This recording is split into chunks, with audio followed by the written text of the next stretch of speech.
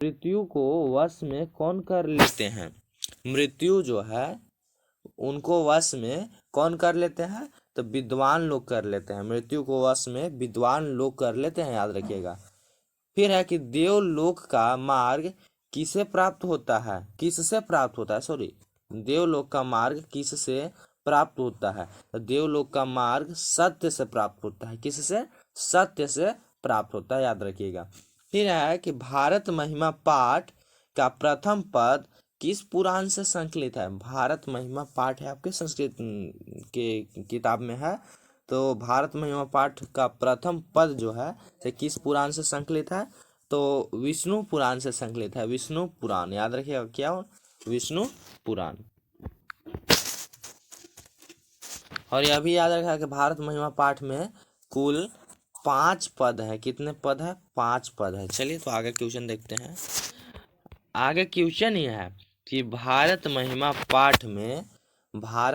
पाठ में कुल कितने पद हैं? तो कुल 5 पद है। यह सब क्वेश्चन महत्वपूर्ण है, सभी संस्कृत के सभी चैप्टर से लिया गया है। फिर है कि किसकी महिमा सर्वत्र गाई जाती है? तो यह भारत की महिमा सर्वत्र गाई जाती है। किसकी? भारत देश की महिमा सर्वत्र गाई जाती है। फिर है कि किस देश में देवता बार बार जन्म लेना चाहते हैं? तो भारत देश में ही देवता बार बार जन्म लेना चाहते हैं। यह सब भारत महिमा से ही लिया गया है, याद रखिएगा। फिर है अगला क्वेश्चन कि अपनी उन्नति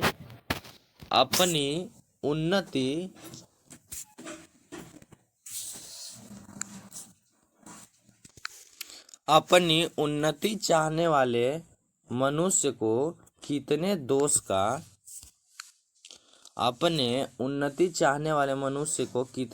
का त्याग करना चाहिए? तो 6 दोष का त्याग करना चाहिए, ठीक है ना। जैसे निंद्रा, तंद्रा, दीर्घ सुदृढ़ता और आलस इत्यादि। 2-4 हम बता दिए, 2 आप बताइएगा कमेंट करके क्या होता है ऐसे। फिर है कि मंदाकिनी वर्णन पाठ में कवि कौन है? मंदाकिनी वर्णन पाठ के कवि कौन है? सॉरी, तो वाल्मीकि जी हैं। कौन? वाल्मीकि, ठीक है। और कालिदास ने किस नदी का वर्णन किया है? तो कालिदास ने मंदाकिनी नदी का वर्णन किया है। यह क्वेश्चन बार बार पूछता है, तो याद रखिएगा। कालिदास ने मंदाकिनी नदी का वर्णन किया है। और मंदाकिनी वर्णन पाठ कौन लिखे हैं? तो वाल्मीकि लिखे हैं, ठीक है। फिर आ गया कि दानवीर कौन था? तो दानवीर को तो सब जानते होंगे आप सब, महाभारत तो बहुत देखे होंगे। दानवीर कौन था? तो दानवीर कर्ण था। यहाँ कर्ण ऐसे नहीं लिखा है, गलत लिखा है। दानवीर कर्ण था। कौन था? कर्ण था, याद रखिएगा। दानवीर कर्ण था। कर्ण से दानवीरता आपका चैप्टर है एक तो संस्कृत में।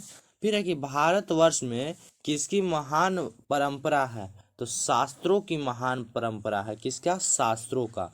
और कर्मवीर कौन था? तो रामप्रवेश राम था। कर्मवीर कौन था? रामप्रवेश राम था, ठीक है। फिर है आगे क्वेश्चन कि वागदान किस संस्कार में होता है? तो वागदान विवाह संस्कार में होता है। किस संस्कार में? विवाह संस्कार में। फिर है भारतीय संस्कृति में कितने संस्कार हैं? तो भारतीय संस्कृति में कुल 16 संस्कार हैं। कितने? 16 संस्कार हैं, ठीक है। आपको कमेंट करके बताना है कि जन्म पूर्व संस्कार कितने हैं, ठीक है ना। फिर है कि मिथिला का मंत्री कौन था? तो मिथिला का मंत्री वीरेश्वर थे। कौन थे? वीरेश्वर थे मिथिला के मंत्री, ठीक है ना।